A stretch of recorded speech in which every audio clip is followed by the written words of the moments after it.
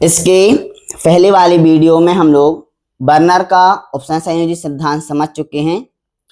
आज हम लोग जानेंगे संयोजकता बंध सिद्धांत क्या होता है। हालांकि जो यहाँ पे संयोजकता बंध सिद्धांत है वो संयोजी बंध से संबंधित नहीं है, यह उपसंयोजी संयोजी बंध से संबंधित है जिसे पाउलिंग के द्वारा प्रतिपादित किया। हम आज जानेंगे कि जो संयोजकता बंध सिद्धांत है उनकी अवधारणाएं क्या क्या है। जो संयोजकता बंध सिद्धांत है उसकी जो प्रथम अवधारणा है वह कहती है कि जो केंद्रीय धातु परमाणु, जैसे आपने सुना निकेल, कोबाल्ट, कॉपर, ये सब जो केंद्रीय धातु परमाणु हैं इनके पास उपयुक्त संख्या में रिक्त कक्षक उपस्थित होने चाहिए ताकि लिगेंड्स अपना लॉन पेयर ऑफ इलेक्ट्रॉन उन रिक्त कक्षों के साथ साझा कर सके। तो जो पहला पॉइंट है वो ये कहता है कि केंद्रीय धातु परमाणु के पास उपर्युक्त संख्या में रिक्त कक्षक उपस्थित होनी चाहिए। जैसे हम देख लें उदाहरण के माध्यम से COF6 3- तो यहाँ पे जो कोबाल्ट है, कोबाल्ट +3 ऑक्सीकरण अवस्था में है। यहाँ पे यदि आप ऑक्सीकरण संख्या निकालेंगे तो पाएंगे कोबाल्ट की नहीं पता x, फ्लोरीन की -1, 6 फ्लोरीन है तो -6 बराबर -3, x बराबर +6 -3, x बराबर +3। तो हम लोग ये जानते हैं कि जो कोबाल्ट है उसका परमाणु क्रमांक कितना होता है 27। उसका संयोजकता का इलेक्ट्रॉनिक विन्यास लिखेंगे तो 3d7 4s2 4p में कोई इलेक्ट्रॉन नहीं होता और ना ही 4d में कोई इलेक्ट्रॉन नहीं होता। लेकिन चौथी कक्षा स्टार्ट हो गई है तो चौथी कक्षा में 2 इलेक्ट्रॉन है और जो चौथी कक्षा की s में 2 इलेक्ट्रॉन है और 4p और 4d में कोई इलेक्ट्रॉन नहीं है। अब यहाँ पे आपने देखा कि ऑक्सीजन संख्या कितनी है +3, तो उसने बाहरी कक्षा में क्या कर दिया होगा 3 इलेक्ट्रॉन को त्याग दिया होगा। तो कोबाल्ट 3+ की स्थिति में डी में कितने इलेक्ट्रॉन बचे होंगे 6, एस में कोई इलेक्ट्रॉन नहीं, बी में भी कोई इलेक्ट्रॉन नहीं और डी में भी कोई इलेक्ट्रॉन नहीं। तो हम यदि इनको कक्षक के रूप में कक्षक बना के उनमें इलेक्ट्रॉन भर दें ताकि आपको समझ में आ सके।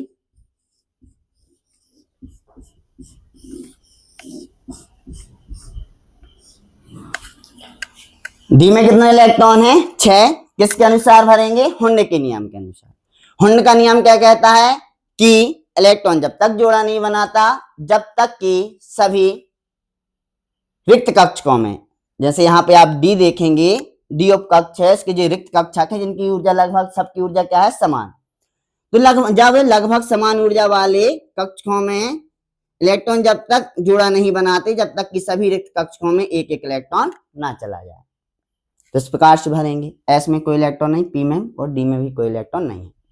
तो जो प्रथम पॉइंट कह रहा था वो ये कह रहा था कि केंद्रीय धातु परमाणु के पास उपर्युक्त संख्या में क्या उपस्थित होने चाहिए रिक्त कक्षक उपस्थित होने चाहिए जिनसे कौन आके जुड़ सके, आके लिगेंड्स उपसंयोजी बंध का निर्माण कर सके। पहला पॉइंट है कि पर्याप्त मात्रा में उपर्युक्त संख्या में क्या उपस्थित होना चाहिए रिक्त कक्षक उपस्थित होना चाहिए। चलिए जान लेते हैं दूसरा पॉइंट। दूसरा पॉइंट कहता है कि केंद्रीय धातु परमाणु के संकृत कक्षक और लिगेंड्स के असंकृत एकाकी इलेक्ट्रॉन युग्म युक्त कक्षक अति व्यापन के द्वारा उपसंयोजी बंध का निर्माण करते हैं। देखते हैं संकरण क्या है, संकरण कैसे आपने जाना होगा। तो यहाँ पे हमें पता है कि 6 लिगेंड्स आ रहे हैं जुड़ने के लिए, तो हमें कितने कक्षकों की आवश्यकता होगी 6 कक्षकों की आवश्यकता होगी और 6 ही क्या होंगे समान प्रकार के बंध का निर्माण होगा। तो यहाँ पे हम कौन कौन से कक्षक ले लें, एक S, 3 P और 2 D, क्योंकि कितने चाहिए 6।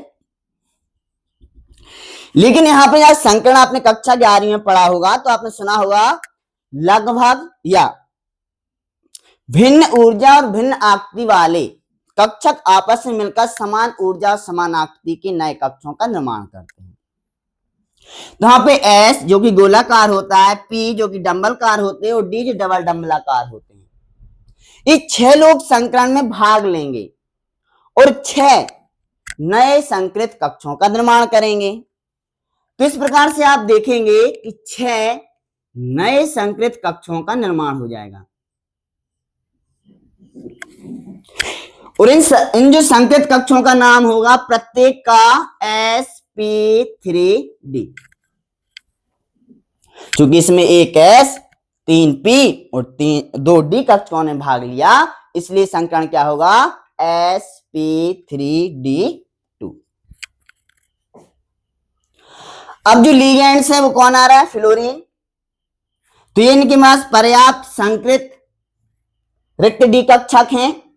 और जो फ्लोरीन है, फ्लोरीन के पास आपको पता होगा अंतिम कक्षा में 7 होते हैं, 1 इलेक्ट्रॉन इसने त्याग ग्रहण किया है क्योंकि ऋणात्मक लिगेंड्स है। तो इनके पास कितने हो जाएंगे 8 इलेक्ट्रॉन, और 8 की 8 क्या रहेंगे जोड़ी के रूप में, लॉन पेयर ऑफ इलेक्ट्रॉन के रूप में रहेंगे, एकाकी इलेक्ट्रॉन युग्म के रूप में रहेंगे।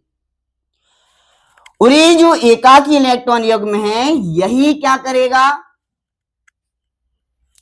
केंद्रीय धातु परमाणु के संकृत कक्षकों के साथ अतिव्यापन करके उपसंयोजी बंध का निर्माण करेगा।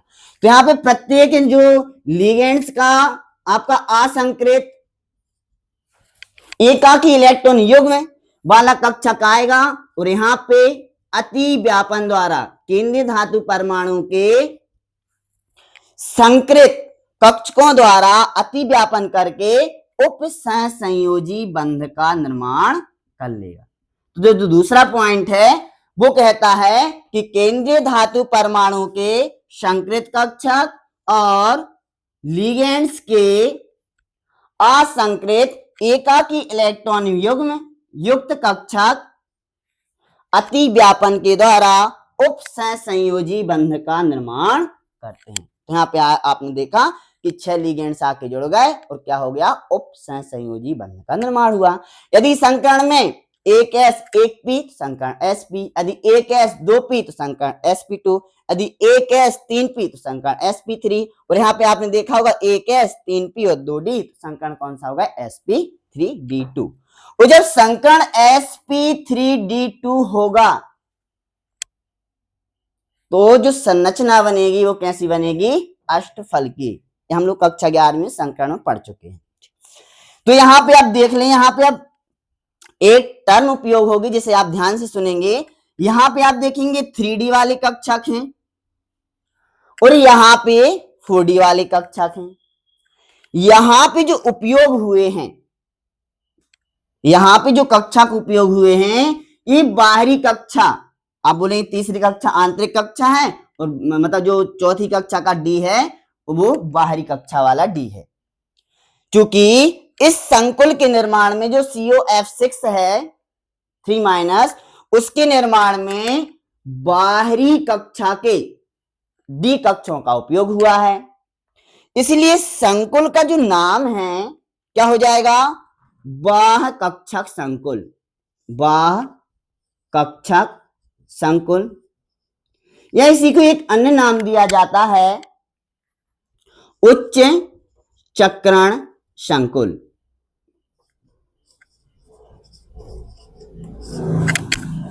चल इस प्रकार हमने देख लिया कि क्या बन गया, उपसंयोजी बंध का निर्माण हो गया। यदि यहां पे यदि किसका उपयोग किया जाता, यदि आंतरिक डी कक्षों का उपयोग किया जाता तो संकुल का नाम क्या होता, आंतरिक कक्षक संकुल या निम्न चक्रण संकुल। चल अगला पॉइंट जान लेते हैं। अगला पॉइंट कहता है कि यदि उपसंयोजी बंध के निर्माण के पश्चात यदि संकुल में जो केंद्रीय धातु परमाणु हैं उसके पास अयुग्मित इलेक्ट्रॉन शेष रहते हैं, यदि एक भी अयुग्मित इलेक्ट्रॉन है तो वह चुंबकीय प्रवृत्ति को शो करेगा, अनुचुंबकीय गुण को प्रदर्शित करेगा। तो यहां पे आप देखेंगे यहाँ पे 4 अनपेयर ऑफ इलेक्ट्रॉन है, तो संयोजकता बंध सिद्धांत के अनुसार जो आपका COF6 है वो चुंबकीय गुणों को प्रदर्शित करेगा। अब हम दूसरा एक अन्य उदाहरण देख लें ताकि आपको ये स्पष्ट हो सके कि कब चुंबकीय होंगे, कब प्रतिचुंबकीय होंगे, कब बाह्य चक्रण संकुल होंगे, कब आंतरिक चक्रण संकुल होंगे। तो इसमें तो आपने देखा कौन था, फ्लोरीन। और फ्लोरीन जो स्पेक्ट्रो सीरीज होती है उसके अनुसार क्या होता है, दुर्बल क्षेत्र लिगेंड्स होता है। वहीं अब हम फ्लोरीन की जगह दूसरा लिगेंड्स ले लेते हैं, जैसे NH3 CONH3 3+, ऑक्सीजन संख्या +3, 3 इलेक्ट्रॉन को त्यागा होगा। अंतिम कक्षा में पहले डी में 7 थे, एस में 2 थे, 3 इलेक्ट्रॉन को त्यागे होंगे। बाहरी कक्षा से 2 इलेक्ट्रॉन निकल गए होंगे और एक डी से निकल गया होगा, तो एस में बचा होगा 0, डी में बचे होंगे 6, ऐसे ही आएगा। अब यहाँ पे आप देख लें, इस प्रकार से हम बना लें कक्षों को।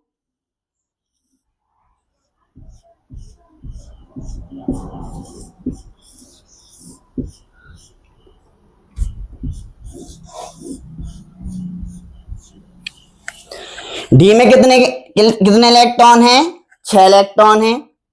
तो 6 इलेक्ट्रॉन को हम लोग भर देते हैं, 1 2 3 4 5 6। अब लेकिन यहाँ पे लिगेंड चेंज है। यहाँ पे फ्लोरीन था जो दुर्बल क्षेत्र लिगेंड था, यहाँ पे क्या है आपका अमोनिया। और अमोनिया क्या होता है, जब कोबाल्ट +3 ऑक्सीडेशन स्टेट में होता है, किसकी तरह काम करता है, प्रबल क्षेत्र लिगेंड्स की तरह काम करता है। प्रबल क्षेत्र लिगेंड्स होने के कारण जो अमोनिया है वो अनपेयर ऑफ इलेक्ट्रॉन को क्या कर देगा, पेयर कर देगा, जोड़ा बना देगा। तो आप देखेंगे यहां पे क्या हो जाएगा, इलेक्ट्रॉन का जोड़ा बन जाएगा। ये आपकी 3D कक्षक है, ये 4s है, ये 4p है, ये 4d है। तो यहां पे आप देखेंगे अब जो संकर्ण में कक्षक भाग लेंगे वो 2d 1s और 3p भाग लेंगे। क्यों, क्योंकि जो प्रबल क्षेत्र लिगेंड्स है इसने इन अनपेयर ऑफ इलेक्ट्रॉन को पेयर कर दिया, यहां से 2 कक्षक यहाँ पे खाली हो गए। तो यहाँ पे आप देखेंगे 2d 1s और 3p कक्षक भाग लेकर 6 नए d2sp3 कक्षों का निर्माण करेंगे।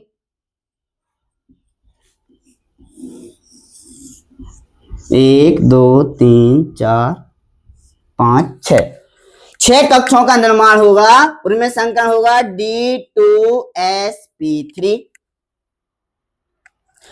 अब इसमें आप देखेंगे कि यहाँ पे जो संकरण में या जो बंध बनाने में कक्षक भाग ले रहे हैं वह आंतरिक कक्षा के डी कक्षक भाग ले रहे हैं। तो आंतरिक कक्षा के डी कक्षक भाग ले रहे हैं, इसलिए इस संकुल का जो नाम होगा वो क्या होगा, आंतरिक कक्षक संकुल, या आप बोल सकते हैं निम्न चक्रण संकुल। और आप देखेंगे जब प्रबल क्षेत्र लिगेंड्स रहता है तो इलेक्ट्रॉन की पेयरिंग हो जाने के कारण इसके पास, केंद्रीय धातु के पास एक भी अयुग्मित इलेक्ट्रॉन शेष नहीं बचता। जब एक भी अयुग्मित इलेक्ट्रॉन शेष नहीं बचेगा तो ये कैसे गुणों को प्रदर्शित करेगा, प्रति चुंबकीय गुणों को प्रदर्शित करेगा, अर्थात चुंबकीय गुणों को प्रदर्शित नहीं करेगा। तो जो संकुल है संकरण तो हो जाएगा d2sp3, आंतरिक कक्षक के डी कक्षों का उपयोग हुआ तो इसका नाम हो जाएगा आंतरिक कक्षक संकुल, या इसी को बोल देंगे क्या, निम्न चक्रण संकुल। और कैसा होगा, प्रति चुंबकीय। क्यों, क्योंकि प्रबल क्षेत्र लिगेंड्स होने के कारण इलेक्ट्रॉन की पेयरिंग हो गई तो एक भी अयुग्मित इलेक्ट्रॉन शेष नहीं बचा हुआ है, इसलिए कैसा होगा, प्रति चुंबकीय। और ये कैसा था, चुंबकीय। और बाहरी कक्षा के डी कक्षों का उपयोग हो रहा था तो आपने बोला था इसे बाह्य कक्षक संकुल या उच्च चक्रण संकुल।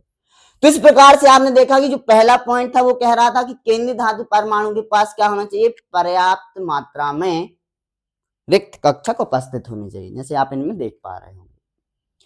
फिर दूसरे पॉइंट में आपने क्या कहा, दूसरे पॉइंट में कहा कि केंद्रीय धातु परमाणु के संकृत कक्षक और लिगेंड्स के असंकृत एकाकी इलेक्ट्रॉन युग्म युक्त कक्षक आपस में अति व्यापन के द्वारा उपसंयोजी बंध का निर्माण करते हैं।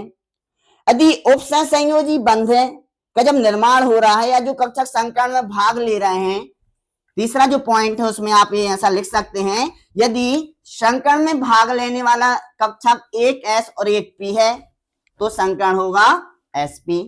यदि एक S और दो P है तो संकरण होगा SP2। यदि एक S और 3 P है तो संकरण होगा SP3। जैसे यहाँ पे आप देख लें दूसरे उदाहरण के द्वारा NiCO4 प्रबल क्षेत्र लिगेंड्स है। यहाँ पे ऑक्सीकरण संख्या क्या आएगी? शून्य। आप निकालें तो ऑक्सीकरण संख्या कितनी आएगी? शून्य। निकल की नहीं पता। X कार्बोनिल उदासीन होता है, ऑक्सीजन संख्या शून्य। ओवरऑल कोई आवेश नहीं तो शून्य। निकल की ऑक्सीजन संख्या कितनी होगी? शून्य। निकल के डी में कितने होंगे? 8, 4s शून्य और 4p शून्य। यहाँ पे आप देखेंगे तो आप इस प्रकार से कक्षक बना लें। कितने इलेक्ट्रॉन भरना है? 8, इसमें है 2 और इसमें है 3 कक्षक है। 8 इलेक्ट्रॉन भर दें। हुंड के नियम के अनुसार इलेक्ट्रॉन जब तक जोड़ा नहीं बनाएंगे जब तक कि सभी रिक्त कक्षों में एक एक इलेक्ट्रॉन ना चला जाए। इस प्रकार से भर देंगे 8 इलेक्ट्रॉन और 2 इलेक्ट्रॉन कहां पे रहेंगे? S में। अब यहां पे आप देखेंगे जो कार्बोनिल है स्पेक्ट्रम सीरीज के अनुसार वो प्रबल क्षेत्र लिगेंड्स है, तो एन पेयर ऑफ इलेक्ट्रॉन को क्या करेगा? पेयर। तो जब ये इलेक्ट्रॉन पेयर हो जाएंगे तो डी में कोई भी अनपेयर ऑफ इलेक्ट्रॉन शेष नहीं बचेगा। सारे के सारे इलेक्ट्रॉन क्या हो जाएंगे? पेयर हो जाएंगे। और कौन सा? S और P कक्षक क्या हो जाएंगे? खाली। यहां पे आप देखेंगे 4 लिगेंड्स आ रहे हैं। 4 लिगेंड्स को जोड़ने के लिए 4 कक्षों की आवश्यकता होगी। अब हमारे पास एक S है और 3 P है, क्योंकि 4 ही आवश्यकता है तो D लेने की कोई आवश्यकता नहीं है, 3 P कक्षक ले लेंगे। अब अलग अलग ऊर्जा और अलग अलग आकृति के हैं तो संकरण करा देंगे। लगभग समान ऊर्जा और समान आकृति के 4 नए संकृत कक्षों का निर्माण हो जाएगा। और इसमें कार्बोनिल आके ये वाली आपकी संकृत कक्षक और कार्बोनिल के असंकृत एकाकी इलेक्ट्रॉन युक्त कक्षक आपस में केंद्रीय धातु परमाणु की संकृत कक्षों के साथ अति व्यापन के द्वारा बंध का निर्माण कर लेंगे। और यहाँ पे जो संकरण में एक S और एक P तो संकरण हो जाएगा sp3। और जब संकरण sp3 होगा तो आपको ज्यामितीय संरचना समझ में आ गई होगी। कैसे होगी? चतुष्फलकीय Ni 1, 2, 3, 4 इस प्रकार से क्या हो जाएगी? चतुष्फलकीय संरचना का निर्माण हो जाएगा, जिससे बंध कोण होगा 109.5। तो यहाँ पे आपने देखा संकरण क्या हो गया? sp3। अब एक चुंबकीय की प्रति चुंबकीय तो आपको स्पष्ट समझ में आ रहा होगा ये कैसा है? प्रति चुंबकीय। क्यों? एक भी अनपेयर ऑफ इलेक्ट्रॉन नहीं। अब फिर अगला जो पॉइंट देखा था आपने कोबाल्ट में, जब आपने दुर्बल क्षेत्र लिया एक प्रबल क्षेत्र लिगेंड लिया, तो प्रबल क्षेत्र लिगेंड्स में क्या हो रहा था कि आंतरिक कक्षक के आंतरिक डी कक्षकों का उपयोग हो रहा था, तो आंतरिक कक्षक संकुल या निम्न चक्रण संकुल। और जब आपका दुर्बल क्षेत्र लिगेंड्स था तो बाहर वाले डी कक्षकों का उपयोग हो रहा था, तो आप उन्हें क्या बोल रहे थे? बाह्य चक्रण संकुल या उच्च चक्रण संकुल। अब अगले पॉइंट में ये और जान लेते हैं कि किस स्थिति में या किस संकरण में किस संरचना का निर्माण होगा। तो यदि संकरण में एक S और एक P कक्षक ने भाग लिया तो संकरण sp और संरचना कैसी होगी? रेखीय। और बंध कोण कितने का होगा? बंध कोण हो जाएगा 180 का। यदि संकरण sp2 है तो संरचना हो जाएगी त्रिकोणीय समतलीय और बंध कोण हो जाएगा 120 का। यदि संकरण sp3 मिले तो संरचना हो जाएगी चतुष्फलकीय, बंध कोण हो जाएगा 109.5 या 109 डिग्री 28 मिनट। अब कुछ स्थिति में आपको चतुष्फलकीय की जगह वर्ग समतलीय मिलेगा। कब? DsP2 संकरण की स्थिति में संरचना कैसी होगी? वर्ग समतलीय और बंध कोण कितने का होगा, ए 90 डिग्री का। और जब समीकरण DSP3D होगा तब संरचना होगी त्रिकोणीय द्विपरामीय और बंध कोण होगा 90 का और 180 का और 120 का। और जब समीकरण sp3d2 होगा संरचना होगी अष्टफल की और बंध कोण होगा 90 का भी होगा और 180 का भी। ये ध्यान रखेंगे, ठीक है। अब आगे वाले वीडियो में हम लोग CFT जानने का प्रयास करेंगे। आज के लिए इतना ही रहने देते हैं। धन्यवाद।